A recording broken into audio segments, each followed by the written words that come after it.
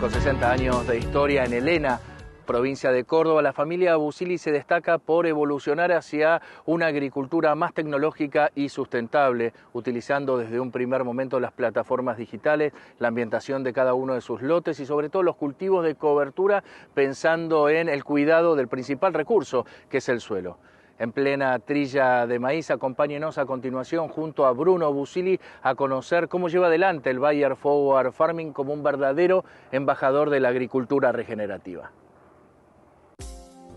Con 65 años de historia y raíces ganaderas en los suelos fértiles y variables de Helena, Córdoba, la familia Busili evolucionó hacia un sistema agrícola integrado que combina genética avanzada, maquinaria de precisión y rotaciones estratégicas. Hoy, con 2.300 hectáreas en producción y como tercera generación, Bruno Busili destaca cómo las nuevas tecnologías permiten alcanzar rindes estables y sostenibles en maíz y otros cultivos dentro del marco de Bayer Forward Farming. La empresa familiar nace con mi abuelo, él junto con su hermano. Empezaron a producir acá en la zona de Helena, donde estamos hoy. Junto con Helena también trabajaban en el pueblo vecino, en Berrotarán, y entre las dos localidades fue donde realmente la empresa nació.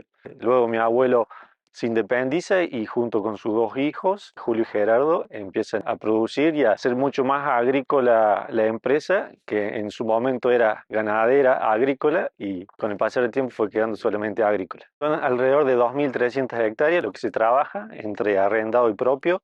La rotación que mantenemos es de un 50% maíz y 50% para soja. Cultivos de invierno prácticamente hacemos muy poco, solamente cultivos de cobertura o de servicio.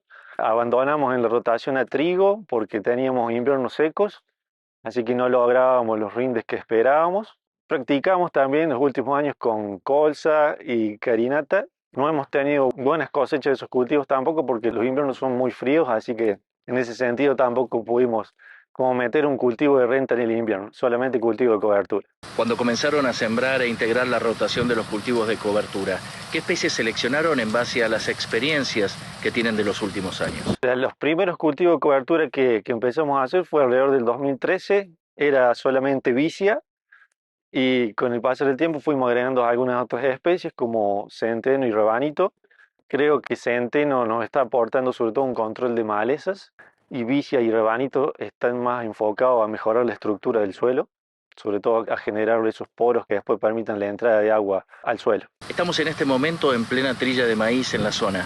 ¿Cómo se ha comportado climáticamente la campaña y qué resultados se están obteniendo de estos maíces de gran potencial? La campaña 2024-2025 no es la mejor, pero sí está arriba porque tuvimos muy buenas precipitaciones, sobre todo al inicio, en octubre. Pudimos recargar bien el perfil del suelo al inicio, que no es común. La media de octubre es de 60 milímetros y tuvimos el doble de esa lluvia. Y luego enero y febrero, que es el momento crítico en donde se determina el rendimiento de soja y maíz, las lluvias estuvieron en la media, pero tuvimos 17 días sin lluvia, que para nuestra zona o para nuestra localidad fue tal vez el lapso sin lluvia más largo que tuvimos. El más largo era de 15 días y este año lo pasamos por 2 días. Y en ese lapso también tuvimos 5 días con temperatura por arriba de los 35 grados. Con genética de Calv como pilar productivo, la familia Busili potencia sus rindes mediante el uso de híbridos de alto rendimiento adaptados a cada ambiente. Los híbridos que venimos utilizando en los últimos años son de la paleta de Bayer. Lo venimos usando desde el año 81.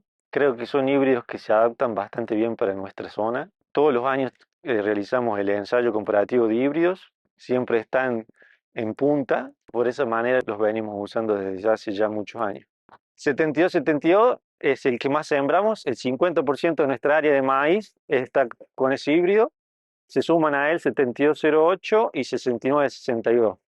También híbridos de la tijereta como 302, 723 y 725 los estamos usando. Estamos cosechando en este momento un 72-72 Trecepta. Fue sembrado el 7 de noviembre. El rendimiento que estamos obteniendo es bastante bueno para la zona. Está alrededor de 12 toneladas y media. y hemos estado cosechando también los otros, 7208 y 6962, con muy buenos resultados. En línea general están todos arriba de las 10 toneladas. Tuvimos también algunos eventos de granizo, pero el maíz se acomodó bastante bien. Se hicieron algunas aplicaciones de fertilizantes foliares como para ayudarlo un poco, pero dentro de todo bien. Luego de la piedra que mencionabas a mitad de ciclo, ¿qué fitoestimulantes estuvieron adicionando para recomponer la vitalidad del cultivo de maíz? Esta campaña, en el evento de granizo, pudimos utilizar un fertilizante foliar de la empresa de Rizobacter, VitaGrow. Ya lo habíamos estado utilizando otros años, también por lo mismo. Como fue un evento de alrededor de 13 hojas, también tuvo el acompañamiento de fungicida. ¿Y cómo han sido los resultados en el cultivo de soja? ¿Qué variedades se están eligiendo, sobre todo teniendo en cuenta las buenas condiciones climáticas que mencionabas anteriormente? En soja la campaña fue también medianamente muy buena, estuvo alrededor de las 4.3 toneladas. Venimos utilizando variedades, sobre todo el semillero Don Mario, la que más utilizamos es 4620, la acompañan también 46R18 y 47E23. Sobre todo en las sojas tempranas, al igual que el año pasado, las sojas sembradas en la última semana de octubre fueron las que alcanzaron el máximo rinde. La implementación de FieldView en 2018 marcó un cambio clave en la gestión agrícola de la familia Busili: planificación por ambiente, trazabilidad completa y eficiencia en cada hectárea. Desde el 2017 que venimos utilizando FieldView, la plataforma FieldView. FieldView nos ha permitido por lo menos tener todas las tareas en un solo lugar, documentadas y al alcance de la mano. Siembra, pulverización, esparcido de nutrientes y cosecha, todas esas tareas las grabamos durante la operación, las vamos grabando en FieldView. Nos ha facilitado por lo menos tener los datos más a mano y generar de forma mucho más rápida ensayos o pruebas. Mediante FieldView también generamos las ambientaciones de los lotes, tenemos la posibilidad de generar prescripciones para nuestros híbridos y algo que también venimos utilizando desde hace un tiempo, prescripciones en tratamiento de fungicida, de la ayuda también con FieldView. Utilizando el mapa de salud del lote, el mapa de monitoreo, determinamos las zonas que tienen mejor índice de área foliar o mejor NDVI, entonces a esas zonas le sumamos un poco más la dosis de fungicida en el rango que recomienda el marbete del producto. Como parte del programa Bayer Forward Farming, la familia Busili combina tradición y tecnología para impulsar una producción agrícola eficiente, trazable y sustentable desde Helena, Córdoba. Con el programa Procarbono, incorpora prácticas que mejoran la salud del suelo y abren oportunidades productivas. Desde hace ya un año o un poquito más de un año, Bayer nos ofreció participar de un programa, ser parte del Bayer Forward Farming. Junto con Bayer venimos llevando a cabo algunas tareas o algunas prácticas de manejo que intensifican la rotación, caso como estamos acá mostrando, el lote de procarbono. Un lote de procarbono es intensificar la rotación para tratar de mejorar la estructura del suelo, mejorar la salud del suelo y con ello reducir emisiones de dióxido de carbono y capturar más dióxido de carbono de la atmósfera. ¿Cuándo y cómo fueron implantados los cultivos de cobertura esta campaña y cómo han cambiado la metodología de los mismos para poder combatir las malezas de manera temprana? Los cultivos de cobertura se implantaron este año de manera temprana, fue en la última semana de febrero. El cultivo de cobertura lo veníamos planificando desde diciembre o tal vez antes, hasta en el uso de los herbicidas en los cultivos, soja y maíz también. Desde ese momento de que hay que colocar los preemergentes, ya vamos pensando que en el lote, tal vez en el otoño próximo va a tener un cultivo de cobertura, entonces eso a veces nos condiciona qué productos vamos a utilizar. Para este año utilizamos una mezcla de centeno, vicia y rabanito. Lo sembramos mediante dron agrícola. El uso del dron, por lo menos este año, fue satisfactorio. Hasta años anteriores lo veníamos haciendo con avión. La verdad que ahí en ese momento en que hay que hacer los cultivos de servicio, la siembra aérea de los cultivos de servicio, el avión está trabajando con fungicidas o insecticidas en soja y maíz, por ahí no tiene tiempo de hacer siembras aéreas. Por eso este año se eligió utilizar el dron y satisfactoriamente anduvo muy bien. Lo que notamos este año, por lo menos es uno de los primeros años que ya hace 5 campañas que venimos intensificando la rotación con cultivos de servicio. Y este es tal vez el primer año en donde pudimos reducir el uso de urea en el maíz. Alrededor de un 40% pudimos bajar la dosis de nitrógeno en maíz, sobre todo por el aporte que tuvo la vicia anterior a ese maíz. Ha mejorado la estructura del suelo y la estabilidad de los rindes con la introducción de los cultivos de servicio en los últimos años. ¿Piensan seguir creciendo en esta empresa familiar en superficies de cultivo de servicio con esta plataforma y manejo sostenible? Sí, muy buena pregunta. En realidad, el área que venimos manejando de cultivo de cobertura para nuestra explotación es alrededor de un 12%. La idea es ir creciendo en esa área, en ese porcentaje de cultivo de servicio en nuestra explotación. El asunto es que todavía lo estamos aprendiendo a manejar. Hasta que no tengamos bien todo ajustado, no vamos a ir agrandando el área, pero bueno, hasta ahora los resultados que hemos obtenido son muy satisfactorios. Vemos que podemos mejorar la estructura del suelo con estos cultivos, aumentar el nivel de materia orgánica. Son todos datos o todas claves para ir subiendo los pisos de rendimiento. Con el objetivo de seguir mejorando la eficiencia y estabilidad del cultivo, los Busili ensayan maíces short corn que ofrecen menor altura de planta, mayor resistencia al vuelco y mejor aprovechamiento de recursos. Para este año recién tuvimos la primera experiencia con los maíces de baja estatura. A priori pudimos ver que el maíz creció de manera similar a lo que hace un maíz tradicional.